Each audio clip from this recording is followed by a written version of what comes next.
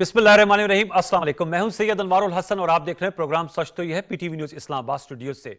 अदालती महाज से अहम खबर, चीफ जस्टिस काजी फैज ईसा साहब ने इस्लामाबाद हाई कोर्ट के 6 जज साहिबान की जानिब से खत के मामले पर 100 मोटो नोटिस लेते हुए अपनी सरबराही में 7 रुकनी सुप्रीम कोर्ट का लार्जर बेंच तश्कील दिया है, जो इस मामले की 2 रोज बाद यानी बुध को सुबह 11:30 बजे समाअत करेगा। जो मोअज़्ज़ज़ जज साहबान इस बेंच का हिस्सा है, उनकी तस्वीर आपके सामने है। खुद सरबराही करेंगे जस्टिस काजी फैज ईसा साहब, जस्टिस याहिया अफरीदी साहब, जस्टिस अतर मिनल्ला साहब, जस्टिस इसमें नईम अख्तर अगवान साहब, जस्टिस मुसरत हिलाली साहिबा, जस्टिस जमाल मंदुखेल साहब और जस्टिस मंसूर अली शाह साहब शामिल हैं। दूसरी जानिब साबिक चीफ जस्टिस तसद्दुक हुसैन जिलानी साहब ने वज़ीर आज़म पाकिस्तान मोहम्मद शहबाज शरीफ साहब को खत लिखा है, जिसमें उन्होंने इस मामले के लिए कायम करदा इंक्वायरी कमीशन की सरबराही से माजरत कर ली है। अपने लिखे गए खत में उन्होंने मौक़िफ़ इख्तियार किया है कि जो इस्लामाबाद हाई कोर्ट के 6 जज साहिबान ने लेटर लिखा था, उन्होंने रजू किया था सुप्रीम जुडिशल काउंसिल से, जो एक आईनी इदारा है, और ये मामला इंस्टीट्यूशनल कंसल्टेशन के जुमरे में आता है। ये मामला आइन के आर्टिकल 209 के स्ट्रिक्टली पैरामीटर्स लागू नहीं होते, इसलिए उन्होंने इस इंक्वायरी कमीशन की सरबराही से रिक्यूज कर लिया है। व्यूअर्स, इस अहम नुक्ते पर आज प्रोग्राम के पहले से हम गुफ्तगू करेंगे। बड़ा अहम और हसास मामला, क्या मुमकिना नताइज व असरात होंगे और जो सुप्रीम कोर्ट में परसों हियरिंग होने जा रही है वो किस तरह आगे प्रोसीड करेगी। इसके लिए प्रोग्राम के पहले से हमें भी ज्वाइन किया है जस्टिस रिटायर्ड शाह खावर साहब ने स्काइप वीडियो लिंक पर, और कुछ देर बाद हमें ज्वाइन करेंगे सेनेटर कामरान मुर्तजा साहब, जो खुद भी माहिर कानून है। बहुत शुक्रिया शाह खावर साहब प्रोग्राम सचते में वक्त देने का। सर, जानना चाहूंगा, पीटी व्यूअर्स को बताइएगा, 100 मोटो नोटिस आइन के आर्टिकल 184(3) के तहत चीफ जस्टिस साहब ने लिया है। इस सिलसिले में एक इंक्वायरी कमीशन भी तश्कील दिया गया था, काबीना ने इसकी तौसीक की थी। हमने देखा कि इस मामले के बाद जब ये खत मंजर-ए-आम पर आए, प्राइम मिनिस्टर शहबाज शरीफ साहब की चीफ जस्टिस साहब से मुलाकात भी हुई थी, जिसमें वजीर कानून और अटॉर्नी जनरल भी मौजूद थे। किस तरह देख रहे हैं आप 7 रुकनी बेंच पर समाअत करने जा रहा है? देखिए, ये जो ओरिजिनल साइट पे जो रिस्ट्रिक्शन एज्यूम करने का मुतालबा था, वो बड़ी तेजी से और बड़ी फोर्सफुली आ रहा था मुख्तलिफ वकलात तंजीमों की तरफ से, कुछ पोलिटिकल पार्टीज की तरफ से भी। लेकिन इसको हम इस तनाजुर में देखेंगे कि ये 25 मार्च 2024 को ये खत लिखा गया, इसको अगले दिन 26 को ये पब्लिक हुआ, और उसके फौरन बाद जो है वो सुप्रीम कोर्ट ने अपना फुल कोर्ट इजलास बुला लिया, और बड़ी तवील मुद्दत से तक वो जो है वो जारी रहा, लेकिन उसका कोई इलामिया नहीं आया। अगले दिन फिर वज़ीर आज़म पाकिस्तान और वज़ीर कानून जो है वो चीफ जस्टिस ऑफ पाकिस्तान और सीनियर जज से मिले, और उसके बाद फिर जो है वो सुप्रीम कोर्ट के फुल कोर्ट का इजलास हुआ, जिसमें उन्होंने गवर्नमेंट का जो स्टांस था कि इस पे एक जुडिशल इंक्वायरी कमीशन बना दिया जाए, और इसको इंक्वायरी एंड कमीशन एक्ट जो है उसके तहत इसको प्रोक किया जाए, तो उसको सुप्रीम कोर्ट के एलामिया में भी इस बात की तायद की गई जी। तो उसके बाद आपने देखा कि जुडिशल इंक्वायरी कमेटी तश्कील दे दिया गया, उसको नोटिफिकेशन भी हो गया, और उसमें साबिक चीफ जस्टिस सैयद तसद्दुक हुसैन जिलानी को 1 मैन कमीशन अपॉइंट कर दिया गया, टर्म्स ऑफ रेफरेंस भी आ गए। लेकिन उसके बावजूद भी बहुत जो स्टेक होल्डर्स थे मुख्तलिफ फैक्शंस की तरफ से एतराज़ात भी शुरू हो गए।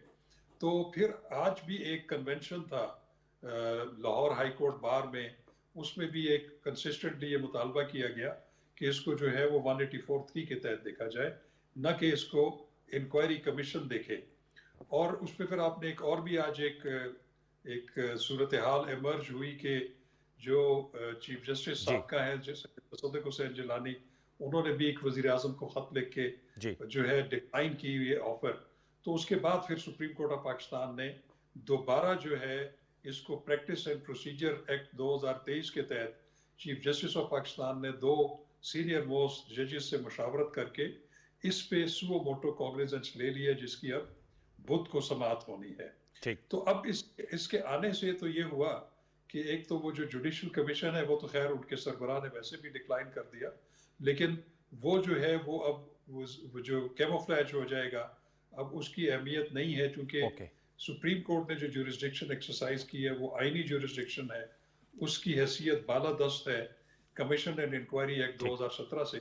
सर या अब ये आप हम नुक्ता उठाए, मैं चाहूंगा सर इस पे स्टे ऑन दिस पॉइंट। मैं कामरान साहब का भी नुक्ता नजर लूं, फिर आपसे ही दोबारा पूछूंगा कि कैसी ये प्रोसीजर। कामरान मुर्तजा साहब ने हमें ज्वाइन किया, वेलकम सेंटर साहब। मैं आपसे सवाल यही करूंगा जो जस्टिस रिटायर्ड शाह खौर साहब के सामने रखा था। अब ये मामला सुप्रीम कोर्ट के पास आ गया, आप सुप्रीम कोर्ट बार एसोसिएशन के सदर रह चुके हैं, क्या कहेंगे किस तरह ये फर्दर प्रोसीड करेगा?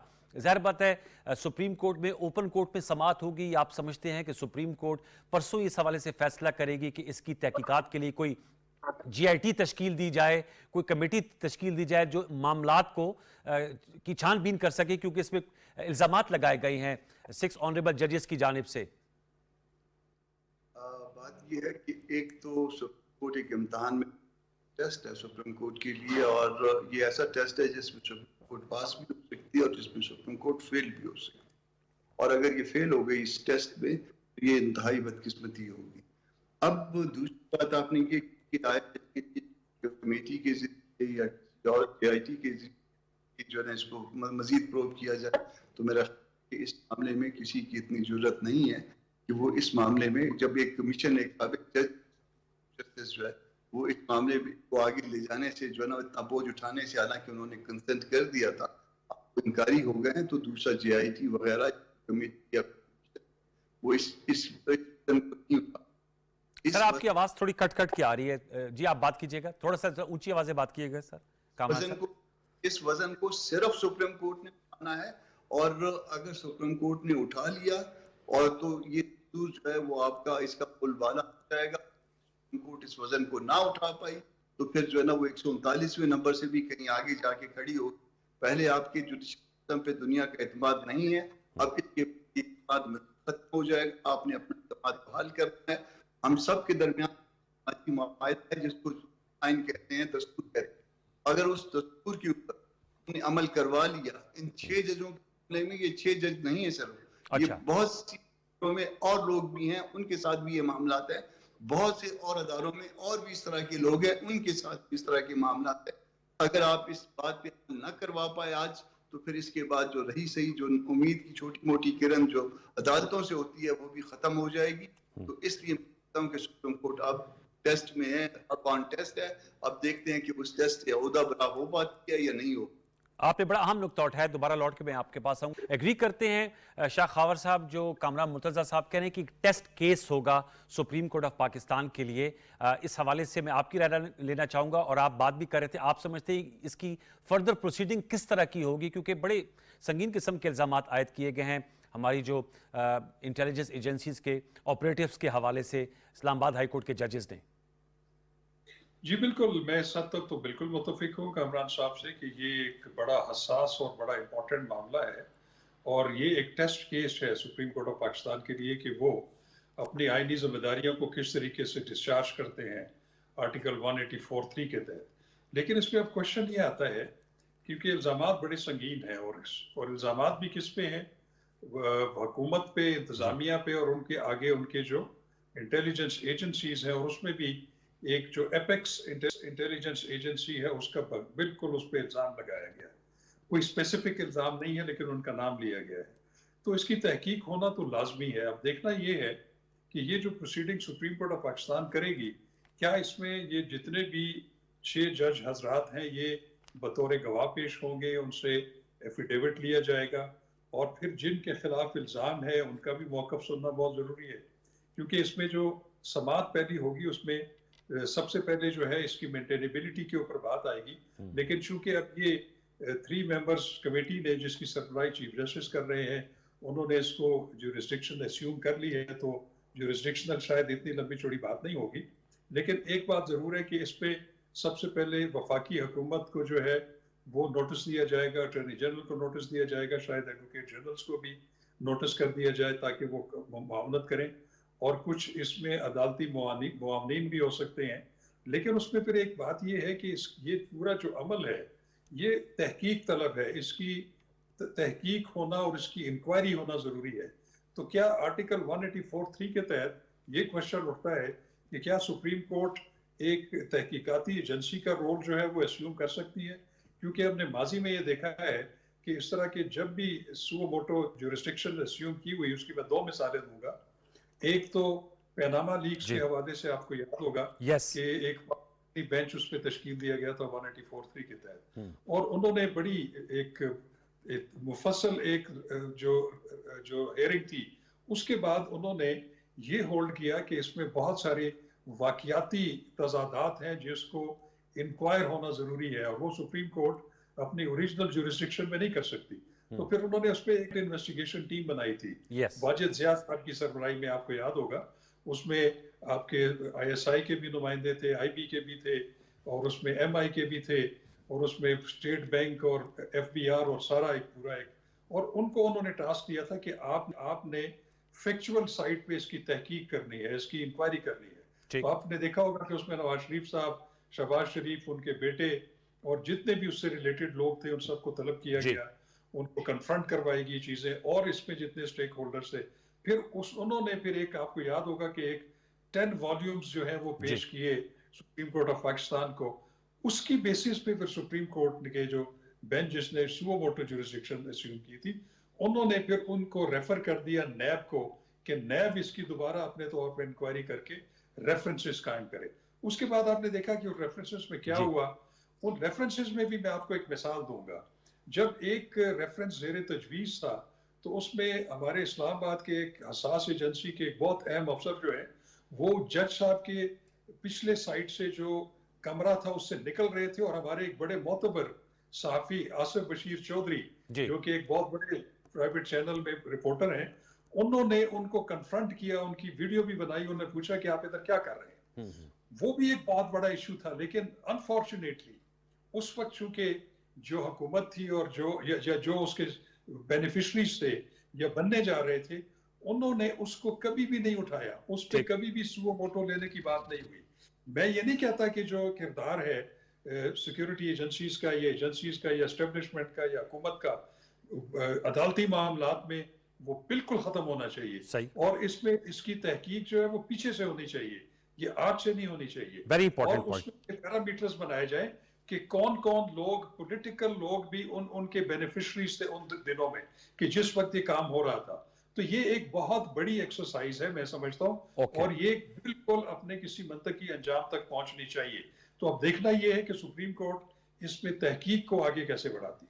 कामरान साहब, आपके ख्याल में जो तहकीक का पहलू, उसको कैसे आगे बढ़ाया जा सकता है, किन खतूत पे? वैसे तो ये हमें परसों इसका इल्म होगा, लेकिन आपकी as a lawyer, distinguished lawyer, supreme court bar association के फॉर्मर प्रेसिडेंट और एज ए सेनेटर, क्या ख्याल है, किस तरह इसको बढ़ाया जाएगा?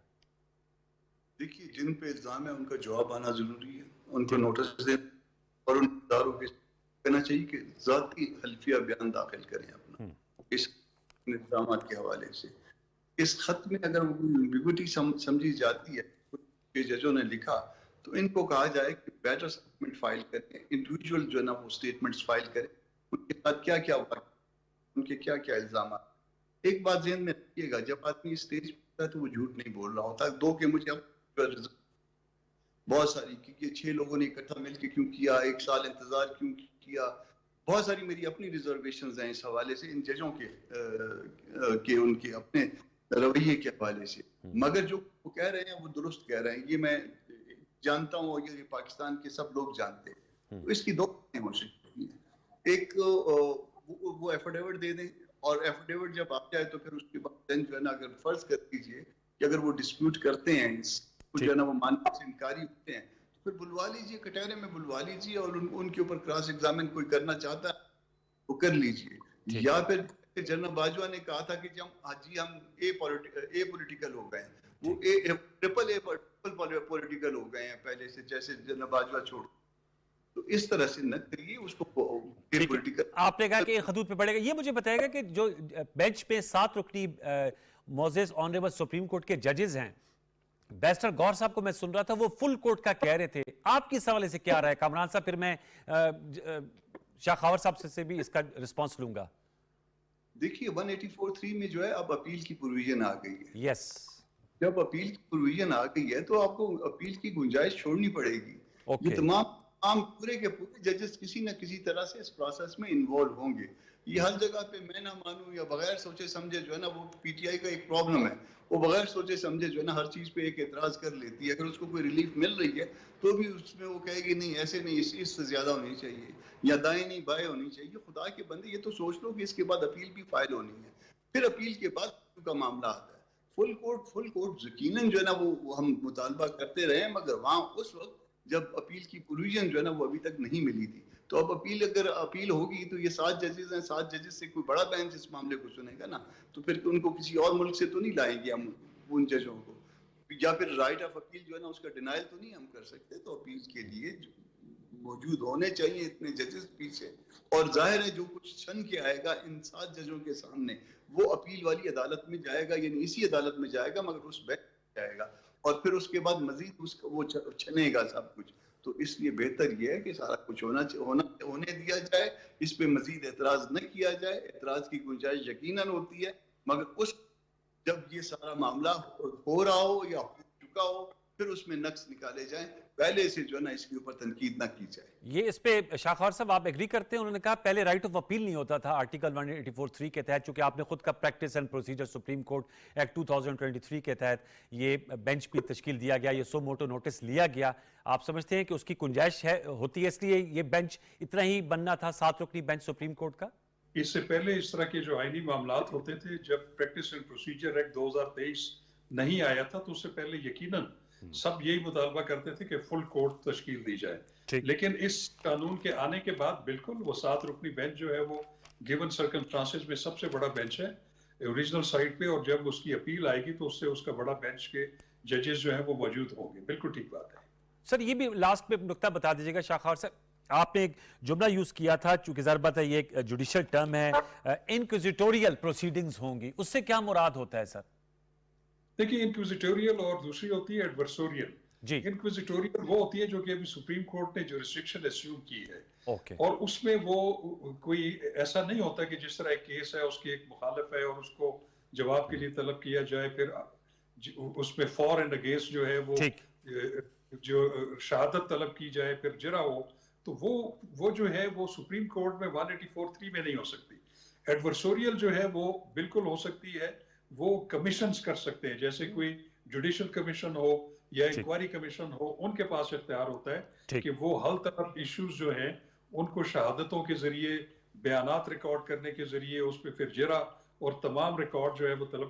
تو یہ چیز جو ہے یہ سپریم کورٹ میں جو سو موٹو جورسڈکشن ہے یہ ایڈورسوریل نہیں ہے, یہ انکوزیٹوریل ہے. چلے جیسے ریٹائرڈ شاخوار صاحب, سر بہت شکریہ آپ نے اپنا دیا. ہمارے ساتھ سینیٹر کامران مرتضیٰ صاحب موجود ہیں, ہمیں جوائن کیا. محمود جان بابر صاحب نے بھی, ہم ایک اور نکتہ جو بڑا اہم ہے اس پہ بھی بات کریں گے کامران صاحب سے ہی, بلکہ ہم جو ہے وہ اس کا آغاز کر لیتے ہیں کیونکہ ویورز کل سینٹ کی 30 نشستوں پر انتخابات ہونے جا رہے ہیں, اور کامران مرتضیٰ صاحب سینیٹ آف پاکستان کے رکن بھی ہیں.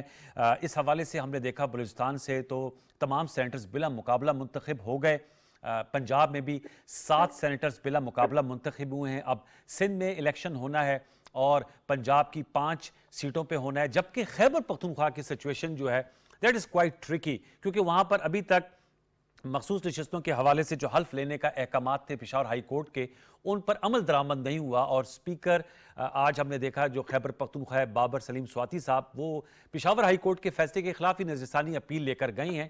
تو اس حوالے سے بھی جانتے ہیں کامران مرتضیٰ صاحب, سر کیا کہیں گے یہ جو خیبر پختونخوا میں سینٹ الیکشن کا معاملہ ہے اس پہ آپ کی قانونی رائے کیا ہے؟ الیکشن کمیشن نے اندیا دیا ہے کہ اگر حلف نہ ہوا تو یہ ڈیلے کیے جا سکتے ہیں. کہ پہلے بھی جو ہے وہ یہ جو اسپیشل سیٹس تھیں خواتین کی اور ان بھائیوں کی جو کہ اسلام سے تعلق نہیں رکھتے, تو اس پہ ایک ضد بنا کے بیٹھے کہ نہیں, ہم نے گو کہ ان کے اگینسٹ الیکشن نہیں لڑا, مگر پھر اس کے باوجود جو ہے وہ ہمیں یہ سیٹیں جو ہے پشاور ہائی کورٹ تک 5 ممبر بینچ تک تو یہ ڈیسائیڈ ہو گیا معاملہ. اس کے بعد میرا خیال نہیں گئے, جب نہیں گئے تو نوٹیفائی لوگ ہو چکے ہیں, ان کو ووٹ دینا چاہیے. حکومت کا تقاضا یہ ہے کہ وہ آ کے اپنا ووٹ اسی کی فیور میں استعمال کریں. اب جان بوجھ کی طرح سے بیٹھ جانا کہ ووٹ نہ اٹھا سکیں, میرا خیال ہے یہ زیادتی ہے. یہ ہم لوگ جمہوریت کی نفی کرتے ہیں, دوسروں کو کرتے ہیں. جب خدا نخواستہ کوئی بات آپ نے اپنے پہلا کہ آپ کیس بند جی آپ ہار گئے 2 فورم سے، ہار گئے تیسرے، اس کے بعد جان بوجھ کے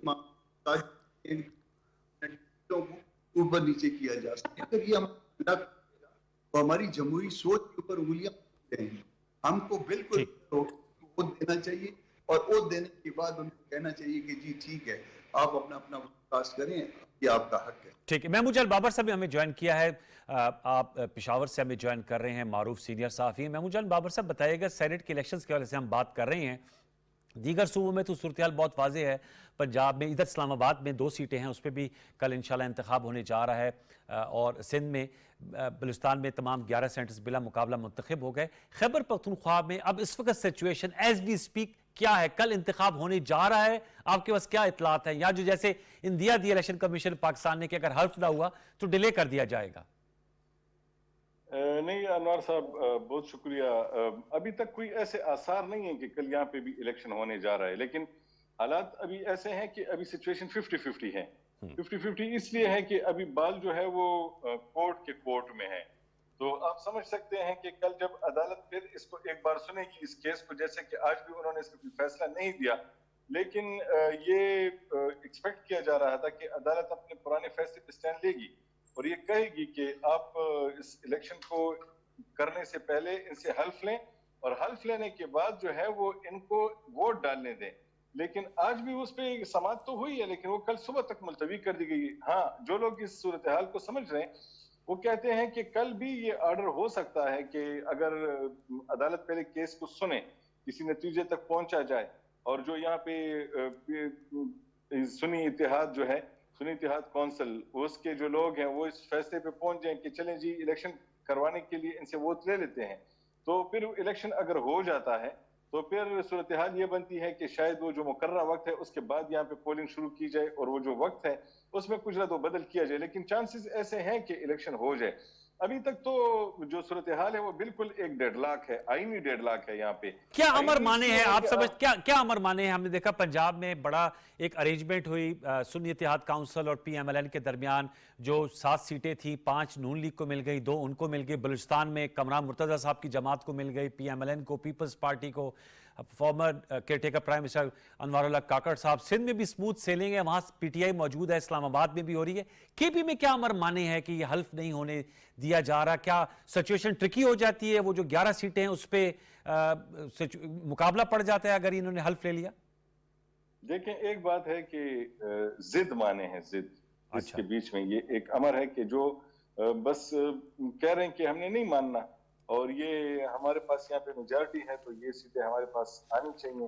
حالانکہ میرا خیال ہے کہ اس سے پہلے بھی ماضی میں ایسا ہوتا رہا، جب کورٹ نے فیصلے کیے تو سیاسی جماعتوں نے اس وقت کہا کہ نہیں، کورٹ نے کہہ دیا تو ٹھیک ہے، اور پھر الیکشن کمیشن نے بھی کہہ دیا، اور کیس بھی وہاں پہ یہ ہار چکے ہیں. وہ یہ ثابت بھی کرنے میں ناکام رہے کہ یہ سیٹیں ان کا حق بنتی ہیں. تو جب عدالت ہی نے ان کے کیس ان کے حق میں فیصلہ نہیں دیا، تو اب کہاں سے کوئی ایسا جرگہ یہاں کرایا جائے جو کہ ضروری وہی فیصلہ کرے جو انہیں منظور ہو. میرا خیال ہے اس سے پہلے ماضی میں بھی سیاسی جماعتوں کو یہاں پہ مشکلات رہی ہیں، انہیں لوز کرنا پڑا ہے بہت کچھ، انہیں حکومتیں لوز کرنی پڑی ہیں، لیکن انہوں نے ایسا نہیں کیا، انہوں نے چلنے دیا سسٹم کو. تو اگر یہ اب چاہتے ہیں کہ سسٹم چلتا رہے تو میرا خیال ہے کہ یہ چل جائے گا. اگر نہیں ہوگا تو پھر کوئی اگر فیصلہ آ گیا اور پھر یہ اسپیکر کو اگر باؤنڈ کر دیا جاتا ہے کل کہ وہ اس میں ضرور حلف لیں ان سے، اور حلف لینے کے بعد انہیں ووٹ بھی ڈالنے دیں، تو پھر میرے خیال میں پھر انہیں کرنا پڑے گا. لیکن ان کو ایک مسئلہ ہے، 11 سیٹیں ہیں، ان کا یہ خیال ہے کہ بڑی آسانی سے یہ 10 جیت جائیں گے. اگر یہ جو اراکین مخصوص نشستوں والے یہ نہیں آ پاتے تو پھر وہ جیت جائیں گے، یہ اپنی 10 نشستیں جیت جائیں گے. ورنہ یہ کنفرم ہے کہ اگر ان کو موقع ملتا ہے تو یہ 3 نشستیں اس میں سے لوز کر جائیں گے، یہ پھر 7 نشستیں جیتنے کی پوزیشن میں آ جائیں گے. لیکن وہ بھی تب ہوگا، ایک مزے کی بات ہے کہ اگر یہ اپنی تمام جو ان کے جتنے ووٹ ہیں وہ تمام یہ حاصل کر جائیں، کیونکہ اس وقت صورتحال میں یہ بھی ہے کہ لوگوں سے رابطے بھی ہوئے ہیں اور لوگ ایک دوسرے کے ساتھ کانٹیکٹ میں بھی ہیں، تو یہی صورتحال اپوزیشن کی بھی ہے. ضروری نہیں ہے کہ اپوزیشن کو بھی تمام ووٹ ملے, وہاں پر بھی ناراضگیاں ہیں. آپ کو معلوم ہے مولانا فضل الرحمان صاحب کے کینڈیڈیٹ تھے طلعت محمود صاحب. یس, میں پوچھنا چاہ رہا تھا, یہی تو میں کامران صاحب سے پوچھ رہا تھا کہ یہ چلے گئے پیپلز پارٹی میں. Yes. پیپلز پارٹی اور جمعیت ایک دوسرے کے آمنے سامنے ہو گئی یہاں پہ. تو اگر طلعت محمود کو پھر وہ سپورٹ کرتی ہے پیپلز پارٹی, تو جمعیت اور ان کا آپس میں مسئلہ بنتا ہے. تو بات یہ نہیں ہے کہ صرف حکومت کا مسئلہ ہے. یہ اسی نقطے پہ رہے گا ذرا محمود بھائی, اسی پہ رہے گا سر. یہ کامران صاحب, یہ پاور پالیٹکس میں سینیٹر طلعت صاحب تو آپ لوگوں کے پی ڈی ایم گورنمنٹ میں وزیر مذہبی امور تھے, پھر میرے خیال میں چترال سے بھی الیکشن لڑا آپ لوگوں کے نشان پہ, پیپلز پارٹی جوائن کر لی. انہوں نے کہا میں قومی دھارے کی جماعت کا حصہ بننا چاہتا ہوں اور اپنا کردار ادا کرنا چاہتا ہوں. کامران صاحب جی ہاں, وہ 3 دفعہ ان کو سینیٹر بنایا, اس کے باوجود ہم قومی دھارے کی جماعت نہ بن سکے. ہم نے ان کو 2 منسٹریاں دی, سیفران کی یس فوت ہو گئے, وہ منسٹری بھی ان کی پاس تھی, ہر اچھی کمیٹی ان کے پاس تھی جس میں پبلک اکاؤنٹس کمیٹی بھی شامل تھی, بہت کچھ ان کے پاس تھا. اس کے باوجود اگر وہ مطمئن نہیں ہوئے تو اللہ ہی ان کو مطمئن کر سکتا ہے. انہوں نے اب جو فارم فل کر کے دیے ہوئے ہیں اس میں لکھا ہے کہ وہ جے یو آئی کے کینڈیڈیٹ ہیں. ان کا پرپوزل اور سیکریٹری وہ بھی جے یو آئی کے. کیا مطلب؟ ان کی طرف it is an interesting fact Kamran صاحب کہ وہ پروپوزل سیکنڈر جی آئی ہے ان کی. جو جے یو آئی تھی, اب ان کی دونوں کی درخواستیں آ گئی ہیں, سجاد اللہ صاحب کی اور ریحانہ صاحب کی, ریحانہ قریشی صاحب کی, کہ جی ہم اپنا پرپوزل سیکنڈرشپ جو ہے ہم وڈرا کرتے ہیں. یہ پارٹی بدلی کر لی ہے. یہ تو یہ 62(1)F کے صادق اور امین نہیں رہے, 62(1)F کو کوالیفائی نہیں کر رہے. تو وہ آر او کے پاس چلی گئی, الیکشن کمیشن کے پاس بھی چلی گئی. اور میرا خیال ہے کہ اس الیکشن سے پہلے جو ہے, سب سے پہلے اس الیکشن کے شروع ہونے سے پہلے کینڈیڈیچر کو جو ہے نا وہ ڈیسائیڈ کرنا چاہیے کہ ان کے پرپوزر اور سیکنڈر کہتا ہے کہ ہم اس کے پرپوزر اور سیکنڈر اب نہیں رہنا چاہتے کیونکہ وہ اب ایماندار اور صادق اور اچھا, اور کامران صاحب ایک اور سوال, پھر آخری جملہ میں محمود صاحب سے. جی محمود صاحب آپ کچھ ایڈ کرنا چاہ رہے ہیں؟ جی آپ بتائیے محمود جان. میں یہ کہہ رہا ہوں کہ یہ کامران صاحب جیسی جماعتوں کے لیے ایک بہت بڑا سبق ہے, لیکن یہ سیکھیں گے نہیں. لیکن یہ ان کے لیے ایک میرا خیال ہے کہ اس سسٹم کا ایک سبق ہے کہ انہوں نے ہمیشہ اے ٹی ایمز کو پریفر کیا اپنے باقی کارکنان پہ. تو یہ جو طلعت محمود صاحب کی مجھے اور کوئی اس وقت کوئی ایکسٹرا کوالیفیکیشن نظر نہیں آ رہی سوائے اس کے کہ وہ اے ٹی ایم کے مالدار. نہیں, لیکن کامران صاحب جیسی شخصیات بھی تو اس جماعت میں ہیں نا جو نظر آتی ہیں سر. ہاں وہ ہیں, لیکن آپ دیکھیں کہ ان کو کہاں رکھا جاتا ہے اور پھر ان کو کہاں رکھا جاتا ہے. سیاسی جماعتوں کو اس وقت زبردست قسم کی مار پڑ رہی ہے اور ان کو اس وقت بھی یہ نہیں سیکھیں گے. آئندہ الیکشن میں پھر ایسا ہی ہوگا, طلعت محمود صاحب جیسا کوئی اور امیدوار آئے گا اور جمعیت علماء اسلام کے اپنے جو بندے ہیں, جو اس کے اپنے ورکر ہیں, جو ساری زندگی انہوں نے اس میں گزاری, کسی غریب ورکر کو آگے نہیں آنے دیں گے. طلعت محمود صاحب جیسے بندوں کو آنے دیں گے اور پھر طلعت محمود صاحب جیسے بندے ان کے ساتھ ایسے ہی کریں گے جیسے کہ شاعر نے کہا تھا کہ اس گھر کو آگ لگ گئی گھر کے چراغ سے. اب ان کو لگ پتا گیا کہ سر میں چونکہ موجود نہیں ہے تو ایز اے پروفیشنلزم, کیونکہ طلعت صاحب نہیں ہے, وہ بھی بڑے محترم ہے, لیکن ظاہر بات ہے بات ہو رہی تھی. کامران صاحب کچھ کمنٹ کرنا چاہیں گے کہ آپ کی سیاسی جماعتوں کو بھی خود احتسابی کی ضرورت ہے؟ آپ نے خود کا 2 وزارتیں دی, 3 دفعہ سینیٹرشپ دی. کا جواب دے دیتا ہوں کہ ہم نے ان کے مقابلے میں ان کی ناراضگی کی وجہ یہی ہے. 3 سال تک جب 3 ٹرمز تک جب ان کو ٹکٹ ملتا رہا تو وہ خوش تھے اور اس وقت دھارے کی جماعت تھے. اس دفعہ جو ہے ہم ایک ورکر کو دیا صاحب کو جو جنرل ہیں, تو اس بات یہ نہیں اور بات پہ ناراض ہوئے, ہم میں نقص پیدا ہو گیا یا نظر نہیں آتا تھا, اب نظر آیا. اب وہ قومی دھارا جو ہے وہ اچانک اس لیے غائب ہوا کہ ٹکٹ کسی اور کو ملا. اچھا یہ وجہ بنی ہے. لیکن آپ لوگوں نے الیکشن بلوچستان سے آپ کے سینیٹر منتخب ہوئے ہیں, تو اس پروسیس میں آپ حصہ بننے جا رہے ہیں؟ کامران صاحب لاسٹ کویسچن, جو کل الیکشن ہونے جا رہے ہیں, کے پی سے بھی آپ لوگوں نے اپنے کینڈیڈیٹ کھڑا کیا ہے, تو یہ اس حد تک آپ لوگ اس پارلیمنٹری ایکسرسائز کا حصہ ہیں, اس کا یہ مطلب ہے؟ جی سینٹ کی حد تک ہم معاملات کا حصہ ہے کیونکہ وہ ایوان بالا ہے اور مستقل ہے, اس کو چھوڑا نہیں جا سکتا. اگر ہم چھوڑ دیں گے تو ہم سے نکل جائے گی. Okay sir, thank you sir, وقت ختم ہو جاتا ہے. بہت شکریہ سینیٹر کامران مرتضی صاحب. محمود جان بابر صاحب آپ کا بہت شکریہ. ویورز الیکشن پہ بھی آپ کو ایک جو ہے وہ پرسپیکٹو دیا. کل اس پہ ہم تفصیلاً گفتگو کر رہے ہوں گے کیونکہ کل ایک بڑا الیکشن ہونے جا رہا ہے. 30 نشستوں پہ 48 پہ ہونا تھا, 18 کا فیصلہ ہو گیا. وہ سینیٹرز بلا مقابلہ منتخب ہو گئے ہیں. ایک چھوٹا سا وقفہ شامل کریں گے. وقفے کے بعد آئیں گے تو ایک بہت اہم ایشو ہے اور وہ ملکی معیشت سے ریلیٹڈ ہے, tax registration scheme. 31 lakh retailers کو ٹیکس ریٹ میں لانے کے لیے تاجر دوست اسکیم کا آج سے اجرا ہو گیا ہے. پاکستان کے 6 بڑے شہروں میں اس کی تفصیلات اس کے حوالے سے گفتگو کریں گے. وقفہ شامل کر لیجئے, پھر لوٹ کے آتے ہیں.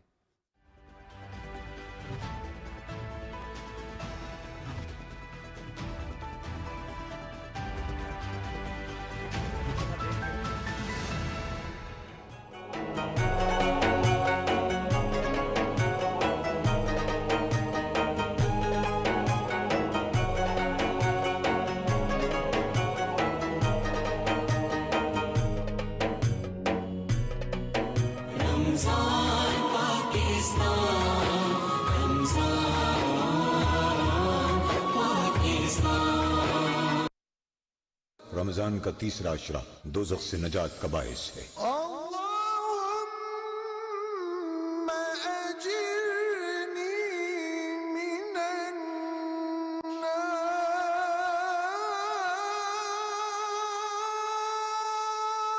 اے اللہ مجھے آگ سے پناہ میں رکھنا.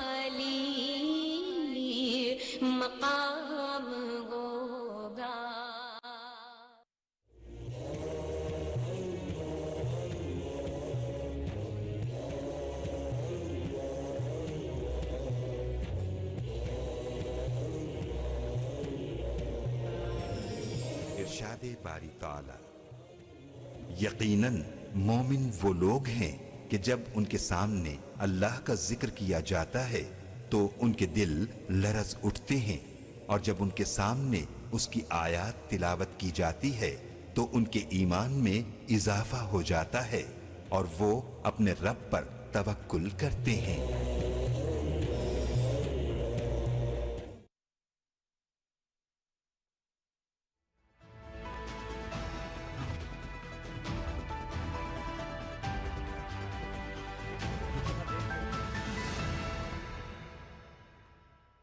Welcome back viewers. ہمیں جوائن کیا ہے زبردست قسم کے ایس جرنلسٹ ہیں, اکانومی پہ تحریریں بھی ان کی آتی ہیں, ایکسپریس ٹی وی پہ اپنا پرائم ٹائم شو کرتے ہیں. شہباز رانا صاحب نے جوائن کیا ہے. بہت شکریہ شہباز, آپ نے پروگرام سچتے کے لیے وقت نکالا.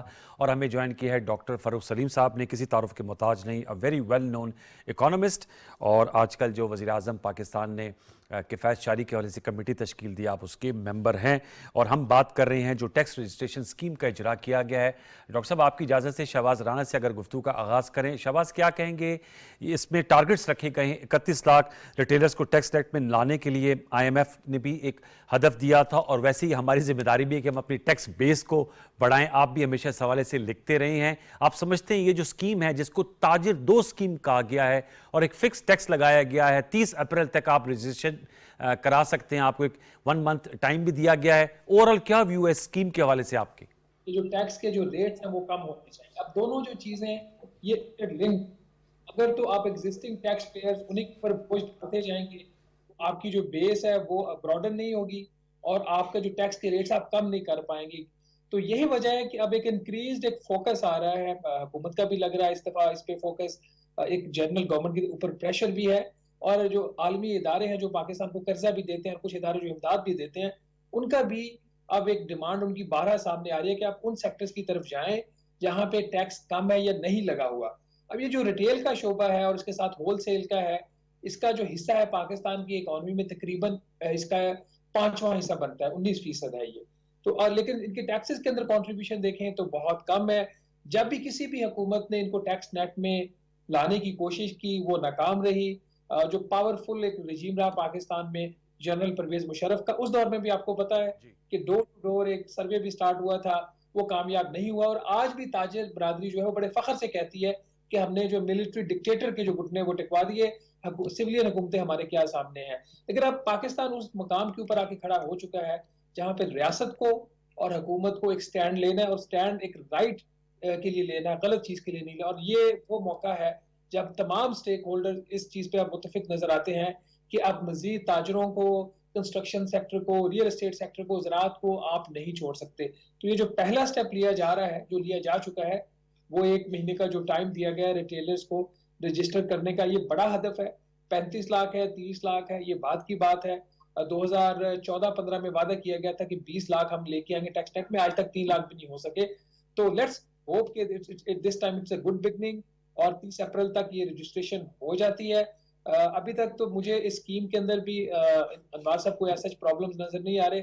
सिंप्लीफाइड स्कीम है, कोई बहुत ज्यादा उनके ऊपर बोझ नहीं डाला जा रहा। अगर कोई ताजिर ये समझता है उसका बिल्कुल भी टैक्स नहीं बनता, तो उसके ऊपर हुकूमत कह रही है कि आप कम से कम 1200 रुपया को आप टैक्स दो, विच मीन्स कि हुकूमत उनको रजिस्टर करना चाह रही है। इस वक्त उनका जो फोकस है वो उसके से पैसे लेने से कम, और उनका एक प्रॉपर एक निजाम के अंदर जो अंदराज है वो ज्यादा है।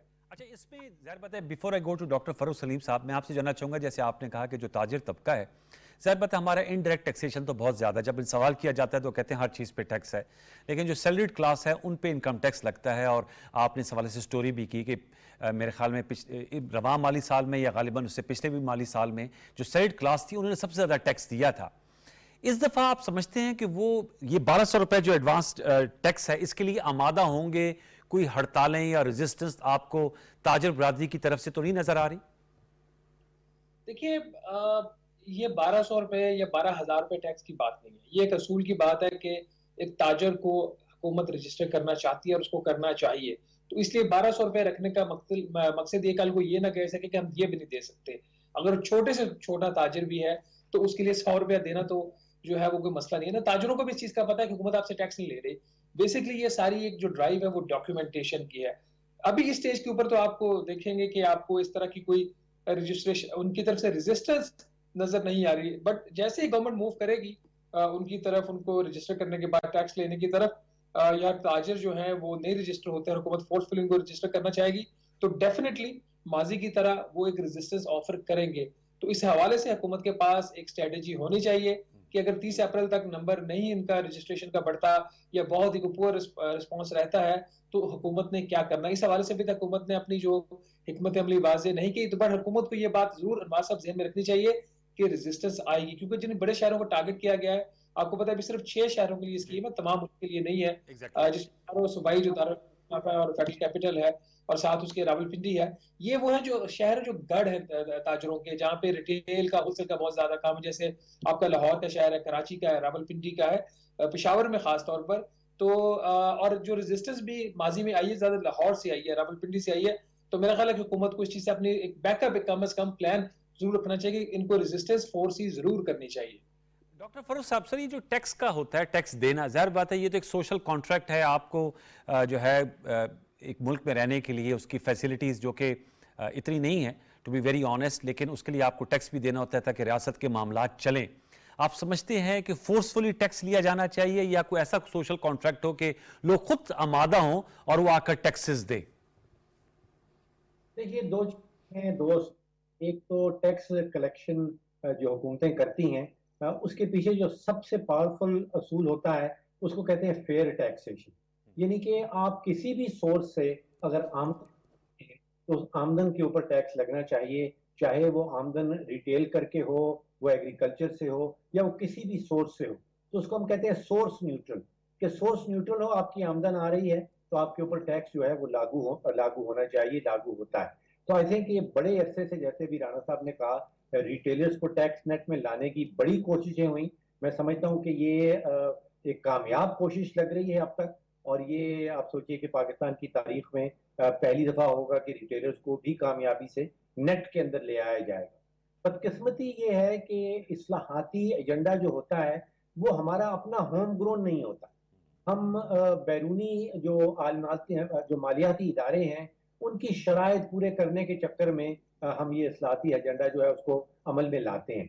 अभी भी ये जो बोर्ड, एग्जीक्यूटिव बोर्ड की IMF की अप्रूवल का मामला है, उसकी एक शर्त में से है कि आपने कानूनी जो लॉज हैं, कानून साजी करनी है रिटेल टैक्स के पीछे, जो एसेंशियली इस वक्त पाकिस्तान में हो रही है। अच्छा, दूसरी बड़ी बात जिसका जिक्र आपने भी अपने सवाल में किया, कि जो टैक्स देने वाले हैं उनका एक हक है कि वो हुकूमत से पूछ सकें कि आप जो इतना टैक्स इकट्ठा कर रहे हैं उसका खर्च कहाँ हो रहा है। कहीं हमारा जो हार्ड अर्न्ड मनी है जिसके ऊपर हम टैक्स देते हैं, वो आप कहीं 100 अरब रुपया उससे निकाल के PIA में तो नहीं डुबो देते, उसमें से अरबों रुपया निकाल के पाकिस्तान स्टील मिल में तो नहीं डुबो रहे। तो ये टैक्स पेयर का एक हक बनता है कि हुकूमत से जवाबदेही करे कि हमारे टैक्स की जो रकम है वो कहाँ खर्च हो रही। अब सोचिए कि हमारे बजट में कोई 1000 अरब रुपए की सब्सिडीज है, किसको दी जा रही हैं, क्यों दी जा रही हैं, आपके और मेरे टैक्स पेयर्स में से दी जा रही हैं, उसका हिसाब ग्रांट्स हैं, कोई 1400 अरब रुपए की ग्रांट्स जो हैं वो इस साल के बजट में शामिल हैं। वो ग्रांट्स कहाँ जा रही हैं, किसको जा रही हैं, टैक्स एग्जेम्पशंस किसको दी जा रही हैं। तो दोनों तरफ ये कानून है, एक तो फेयर टैक्सेशन का, जो हुकूमत कलेक्ट करती है टैक्स उसको फेयर टैक्सेशन होनी चाहिए, और जो टैक्स देने वाले हैं वो जवाब मांग सकते हैं हुकूमत से कि हमारे टैक्स के पैसे कहाँ खर्च हो रहे हैं। शाबाश, हुकूमत की जानिब से वजारतों को टास्क भी दिए गए हैं, और जैसे डॉक्टर फ़ारूक सलीम साहब कह रहे हैं ये होम ग्रोन हमारा एजेंडा होना चाहिए, लेकिन ऑब्वियसली हम IMF प्रोग्राम में हैं। IMF की तरफ से ये भी कहा गया कि अहदाफ दिए जाएँ। मिनिस्ट्री ऑफ फाइनेंस में इस दफ़ा टेक्नोक्रेट हैं, अब तो ज़ाहिर बात है वो सेनेटर इलेक्ट हो जाएंगे, मोहम्मद औरंगज़ेब साहब, तो ऑब्वियसली फिर तो इलेक्टेड ही कहलाते हैं। आपसे मैं जानना चाहूँगा, अब तक आपको क्या सिमत नजर आई है? इट्स टू अर्ली टू जज, it's less than a month, लेकिन आप समझते हैं कि जिस मुश्किल माली हालात में वो आए हैं, और IMF का प्राइम मिनिस्टर साहब हर तकरीब में कहते हैं, चाहे वो टैक्स एक्सीलेंस अवार्ड देना हो, कि हमें इस IMF की आखिरी किस्त देने के बाद एक तवील मुद्दती IMF प्रोग्राम में भी जाना होगा, तो ये जो अहदाफ का मुकर्रर करना है, इस हवाले से आपकी क्या राय है, और वजारत खजाना के हवाले से भी? देखिए, लगता है बड़े वाज़े तरीके से कि जो वज़ीर आज़म साहब हैं वो तैयार कर रहे हैं कौम को कि आगे मुश्किल एक मरहला आने वाला है IMF के प्रोग्राम की सूरत में। बारहा जब प्राइम मिनिस्टर अपनी स्पीच में उसका जिक्र करते हैं कि हमने एक IMF का लंबी मुद्दत का प्रोग्राम लेना, और इस्लाहात की वो बात करते हैं, वो ज़हनी तौर पर कौम को जो मुश्किल मरहला आने वाला है उसके लिए तैयार करें, और ख़ास तौर पर उसमें जो एक क्रिटिकल पॉइंट होगा वो इस साल का बजट होगा, जो हुकूमत कुछ भी कहे वो IMF की मर्जी का बजट होगा। लास्ट ईयर हुकूमत ने कोशिश की थी, PDM की गवर्नमेंट ही थी, जब उन्होंने एक बजट दिया वो IMF को कबूल नहीं था, वो बजट पार्लियामेंट में पेश हो गया था नेशनल असेंबली में, उसके बाद दोबारा किताबें छपी और एक नया बजट IMF के मुताबिक है। तो ये वाला बजट भी आने वाला बहुत ही क्रिटिकल होगा, क्योंकि वो बिगनिंग होगी अगले प्रोग्राम की, और जो IMF की कोशिश पूरी होगी कि बहुत सारी जो शराइत हैं उस प्रोग्राम की आने वाले प्रोग्राम की वो अप फ्रंट पहले ही इस बजट में इंप्लीमेंट करवा ले, ताकि जो एक ट्रैक रिकॉर्ड भी माजी में पाकिस्तान का रहा है कि वो एक किस्त लेके वो फिर आगे उनके लिए जब शराइत पूरी करना मुश्किल हो जाती है तो प्रोग्राम डी ट्रैक हो जाता है। इस दफा उनकी कोशिश होगी कि जिस तरह इन्होंने अभी वाले प्रोग्राम में किया कि ज्यादातर शराइत वो पहले मनवा ली और इंप्लीमेंट करवा ली। हुकूमत की डायरेक्शन, यू आर राइट, ये it is too early to जज। अभी तक तो एक आपको पता है जब नई गवर्नमेंट आती है, नई एनर्जी होती है, एक मीडिया भी उस तरीके से क्रिटिकली गवर्नमेंट को इसलिए नहीं देख रहा होता कि एक हनीमून पीरियड होता है, और हमारी भी ख्वाहिश होती है कि पहले 1-2 माह हुकूमत काम कर ले और उसके बाद हम उसको क्रिटिकली एनालाइज करें। आते ही आप उसको क्रिटिकली एनालाइज करेंगे तो एक बहुत ही डिफेंसिव स्टेज पे हुकूमत जाना शुरू हो जाती है, जो हम भी नहीं चाहते। अभी तक they are going good so far in a sense के प्राइम मिनिस्टर राइटली फोकस कर रहे हैं। मोहम्मद औरंगजेब साहब एक नई शख्सियत है सियासत में, वजारत खजाना में। उनका जो माजी का सारा तजर्बा रहा है वो उनका बैंकिंग सेक्टर का है, ये उनकी स्ट्रेंथ भी है और यही उनकी वीकनेस भी है। ओवरऑल मुझे ऐसा फ्रैंकली कोई इशू नहीं नजर आ रहा कि उनको कामयाब नहीं होना, मतलब there are reasons he should be successful, क्योंकि वो जिस तरीके से अभी तक उनका कॉन्डक्ट रहा है in the ministry of finance and in conducting the business of the ministry of finance, वो काफी उनका पॉजिटिव है। जो बाकी चैलेंजेस हैं वो सियासी किस्म के जो चैलेंजेस आएंगे, मुश्किल इस्लाहात होंगी करना इम्प्लीमेंट, और फिर जो पार्टी के अंदर भी एक अपनी जगह पे पॉलिटिक्स नून लीग की अपनी है, वो उनको जरूर चैलेंजेस आएंगे। नून लीग की पॉलिटिक्स को साथ लेके चलना, उसके साथ उनके ऊपर एक दबाव का डिलीवर करना, सबसे बड़ा उनके ऊपर दबाव होगा कि वक्त के ऊपर जो है अगला IMF का प्रोग्राम ना सिर्फ इम्प्लीमेंट करना और ऐसा प्रोग्राम लेने की कोशिश करना जो आपको इस्लाहात के साथ साथ अवाम के ऊपर जिनके ऊपर पहले ही बहुत ज्यादा बोझ है, अननेसेसरी ज्यादा बोझ न डालें। और औरंगजेब साहब की एज अ फाइनेंस मिनिस्टर ये कोशिश होनी चाहिए, जो भी चीज हम डिस्कस भी कर रहे हैं, वो सेक्टर्स, वो शोबे, जैसे स्टॉक मार्केट पे टैक्स नहीं है पूरा, जैसे कि रियल एस्टेट के ऊपर पूरा टैक्स नहीं है, आपकी तामीरात के शोबे पे टैक्स नहीं है, सूबाई हुकूमतों को एग्रीकल्चर की तरफ जाना है अगर, तो इन एरियाज के ऊपर वो फोकस करके टैक्स इस्लाहात ले। और उसके साथ ही जो इम्पोर्टेंट चीज है जिसका मैं जिक्र करता हूँ वो अखराजात है, कि ना सिर्फ आपने टैक्सेस की तरफ फोकस करना है, आपने अखराजात भी कम करने हैं, और वो मामला जो सूबों की अब उनकी है रिस्पॉन्सिबिलिटी, जिम्मेदारी, वहां पे वफाक को इस बजट में कोई पैसा एलोकेट नहीं करना, ये चैलेंजेस होंगे मोहम्मद औरंगजेब साहब के। بہت اہم نکات آپ نے اٹھائے ہیں ڈاکٹر فروخ صاحب. اخراجات کی بات ہوئی, آپ نے 2 ویک سے کہا تھا, ہمارے جب لاسٹ ٹائم شو میں آئے تھے اس کمیٹی کے آپ ممبر ہیں, کفایت شعاری کے حوالے سے جو اخراجات میں کٹوتی کے حوالے سے تجاویز دے گی, اس حوالے سے آپ ضرور بتائیے گا کہ کتنی پروگرس ہو پائی. دوسرا آپ سے بھی یہی سوال ہے جو میں نے شہباز رانا صاحب نے کیا تھا, جو اہداف مقرر کیے جانے کی بھی بات ہو رہی ہے وزارت خزانہ, کیونکہ سب سے زیادہ اس وقت کروشلی لوگ جو ہیں اس طرف دیکھ رہے ہیں, اور موجودہ جو نئی حکومت ہے ان کی بھی پنچ لائن معیشت ہے اور زیادہ اس کے ساتھ سیکورٹی کے مسائل جڑے ہوئے ہیں. پرائم منسٹر صاحب آج داسو میں اپر کوہستان میں موجود تھے, جو چائنیز انجینئر کا افسوسناک واقعہ ہوا, پھر پولیٹیکل پولرائزیشن کی بھی بات آ رہی ہے. کیا کہیں گے اس ایسی سچویشن میں اکانومی کے لیے کوئی اچھی خبریں بھی ہیں؟ دیکھیے بجائے اس کے کہ میں اپنی اوپینین آپ کو بتاؤں, جو ہم کہتے ہیں کہ کلیکٹیو انویسٹر وزڈم, یعنی کہ اجماعی جو عقل ہے سرمایہ کاروں کی, وہ اس وقت کیا کہہ رہی ہے پاکستانی حکومت کی جو معاشی پالیسیز کے اوپر. 2 چیزیں آپ کے سامنے رکھتا ہوں. ایک تو عالمی منڈیوں میں پاکستان کے کوئی $8 بلین کے بانڈ جو ہیں ان کی تجارت ہوتی ہے, ان کی ٹریڈ ہوتی ہے, اور وہ پچھلے کئی ہفتوں سے ان کی قیمتوں میں مسلسل اضافہ دیکھا جا رہا ہے. اب بانڈ کی قیمت میں اضافہ اس وقت آتا ہے جب سرمایہ کاروں کی طرف سے ڈیمانڈ بڑھ جائے. اگر اضافہ آ رہا ہے تو اس کا مطلب ہے کہ عالمی سرمایہ کار جو ہیں وہ پاکستان کے بانڈ خریدنے میں زیادہ دلچسپ نظر آ رہے ہیں. اب ان کو کچھ نظر آ رہا ہے, جو کچھ حکومت نے اقدامات کیے ہیں ان کی نظر میں یہ پازیٹیو لگ رہے ہیں, تو وہ پاکستان کے بانڈ جو ہیں وہ خریدنے کی طرف جا رہے ہیں. اور یاد رکھیں کہ بہت لمبی میچورٹی کی بھی پاکستان کے بانڈ ہیں. ایک تو اسی مہینے اپریل میں میچور ہو رہا ہے, اور پھر ایک 30 سال والا بھی ہے جو کہ کہیں 250 میں جا کے ہوگا, اس کی قیمت میں بھی اضافہ آیا ہے. تو ساری میچورٹیز میں اضافہ آیا ہے, جس کا مطلب یہ ہے کہ عالمی برادری جو ہے سرمایہ کار برادری, اس کو کچھ پازیٹیو نظر آ رہا ہے. پھر ہم نے ڈومیسٹکلی اپنی پاکستان اسٹاک ایکسچینج میں دیکھا کہ وہ بھی بلند ترین سطح پہ پہنچ گئی ہے. تو وہاں پہ بھی جو سرمایہ کار ہیں ان کو کچھ پازیٹیو نظر آ رہا ہے پاکستان کی معیشت کے حوالے سے, یا اب تک جو حکومت نے اقدامات اٹھائے ہیں. اور ان میں 3 بڑے واضح طور پہ انوار صاحب جو نظر آتے ہیں. ایک تو IMF کے ساتھ جو سموتھ سیلنگ ہوئی ہے سٹینڈ بائی ایگریمنٹ کے حوالے سے. پہلے ہمیشہ جو ہے آپ کو یاد ہوگا کہ 23 پروگرام ہو چکے ہیں, اور IMF والے جو ہیں وہ ہمیشہ تنقید کا نشانہ بناتے ہیں حکومت کو, منسٹری فائنانس کو, اور اس میں بہت سارے کیڑے نکالے جاتے ہیں. اس دفعہ ایسا کچھ نہیں ہوا. دوسرا, دونوں طرف سے, دونوں فری کین کی طرف سے, حکومت کی طرف سے بھی اور IMF کی طرف سے بھی, جو longer term extended fund facility کی بات ہو رہی ہے, دونوں اس کے اوپر پازیٹیو نظر آئے ہیں. اور تیسرا جو ہے وہ میں سمجھتا ہوں کہ PIA کی جو نجکاری آر ہے. اب سوچیے, ہم کئی دہائیوں سے یہ بات کر رہے ہیں کہ اسٹیٹ اون انٹرپرائزز ہیں, ان کا بہت زیادہ بوجھ ہے, وہ 1000-2000 ارب سالانہ نقصان کر دیتے ہیں. تو یہ پہلی دفعہ ہوا ہے, آپ سمجھے کہ پچھلے 25-30 سالوں کی کوشش کے بعد, کہ PIA جو ہے وہ فائنلی نجکاری کے لیے جا رہی ہے. تو یہ ایک بہت بڑا ماڈل ہوگا. اس کے بعد اور کئی کمپنیز کی نجکاری باقی ہوگی. چلیں sir, thank you so very much. We hope and pray کہ یہ جو پازیٹیوٹی ہے, اور جیسے شہباز رانا صاحب نے کہا کہ ہنی مون پیریڈ, ویسے میرے خیال میں اب تو پاکستان ہنی مون پیریڈ افورڈ ہی نہیں کر سکتا جس قسم کے مالی حالات ہیں. بار وی ہوپ کہ ہم بہتر طور پہ آگے بڑھ سکیں معاشی طور پہ. بہت شکریہ شہباز رانا صاحب آپ کا کہ آپ نے ویلیبل ان پٹ کی, اور ڈاکٹر فروخ سلیم صاحب نے بھی. ویورز, یہ آج کا شو تھا. اہم معاملات ہیں جو زیر بحث لائے. انشاءاللہ کل دوبارہ انہی معاملات کو اٹھائیں گے, بالخصوص سینٹ الیکشن کو. کل تک کے لیے سید انوار الحسن اور سچ کے پروڈکشن ٹیم کو اجازت دیجیے. اپنا بہت سا خیال رکھیے. اللہ نگہبان.